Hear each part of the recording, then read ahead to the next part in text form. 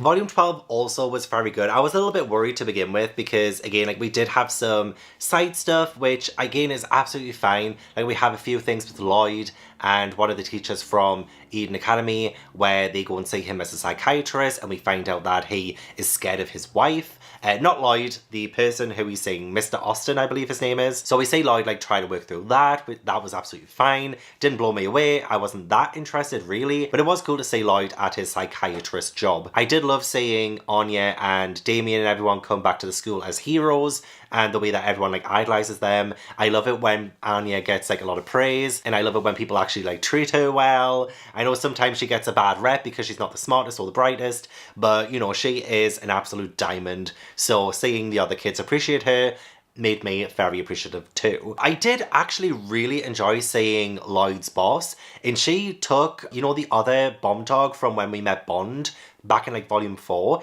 and there was another dog that was one of the bomb dogs. Well, Lloyd's boss took it in, like, adopted that dog, and I'm so glad, because those poor dogs, they need love and attention and actual genuine care from humans who are going to treat them right. And to see this boss, and, you know, it was interesting to see her life too, and how messy it is, and how much she doesn't really look after herself, really. Like, she has everything be quite a mess, so that was really interesting. But I loved it when she rendezvoused with Lloyd in the park, and Annie was there with Bond. She called her dog Aaron, and she says, I looked at the book of names, and that was the first entry, and that's why she called him that. And, like, even everyone is like, what, there's no special meaning behind it? And even Aaron the dog is like, hang on. That's why I'm called Aaron, really? But I did love the whole interaction and how they had to, like, double play it as well, because obviously Anya, well, isn't supposed to know that she is his boss, but she knows. And they have, like, their secret, like, kind of language. If you win, I'll make that extra mission go away. I accept your challenge. So they have this challenge thing where they have their dogs do this, like, obstacle course. And it was, like, fun. It was, like, really nice. I was maybe slightly annoyed at the Yo storyline in this volume. I didn't love it. Her friends at the City Hall are getting in her head about the fact that all marriages, there are gripes. You have to have some kind of problem against your spouse. And Yo was like, oh, Lloyd's perfect. Like, I don't have any stuff. But then she, like, has a lot of drink. And, like, she does have a drinking problem, which I guess is kind of her quirk. In a way, like, she can't really cook, she has a bit of a drinking problem, or, like, whenever she does have even the smallest of drinks, alcoholic drinks, she is just a bad drunk. So then she decides to start trying to see if there is a gripe. I mean, nice to see her get closer to her City Hall colleagues, because sometimes they do talk about her in a not a nice way, so it's nice to see them bond. I don't love it when we say you're drunk. For one, you can't really understand what she's saying because her speech gets slurred, and that sometimes makes it hard to, like, read what she's saying.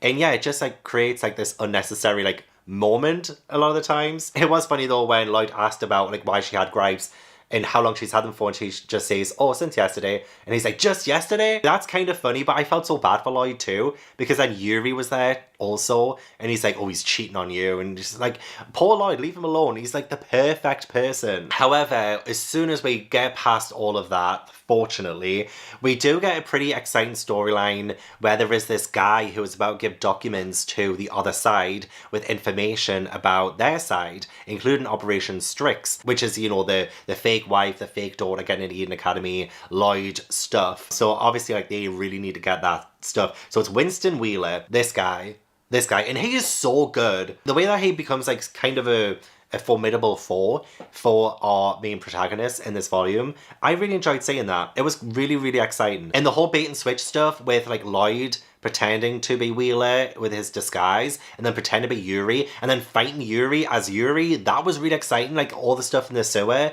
and I was like, oh my god, we're gonna get exposed here, aren't we? Yuri is gonna find that this is Twilight. We are so close to the secret being exposed. But fortunately, no. But we do see Yuri fight back pretty well against Twilight, Lloyd, and it was really exciting. And I was also kind of a little bit scared for Fiona too. Like, I really enjoyed her in this volume. You really get to see her strength, and I know a lot of her strength comes from her love for Lloyd. The more people protect on Lloyd, the better, in my opinion. The more people on our side, the better. The way that she fights Winston at the end of this volume is so incredible, because just as Lloyd is about to be unmasked, this is Fiona in disguise, of course. That's kind of scary. Like, that's kind of a scary visual too. Again, like, it's always they seem fine one minute, and then the mangaka decides to make this really terrifying panel of a person where every single person seems to have some kind of scary side. It is chilling. I loved the whole storyline with Winston. I thought that whole part of the volume was fab. Love the chases, love the bait and switches. I was actually really scared that the information will get leaked, and we do end this volume on a cliffhanger. So that was like really exciting, and I was like, oh my god. Not as good as volume 11, but I feel like we don't have to always have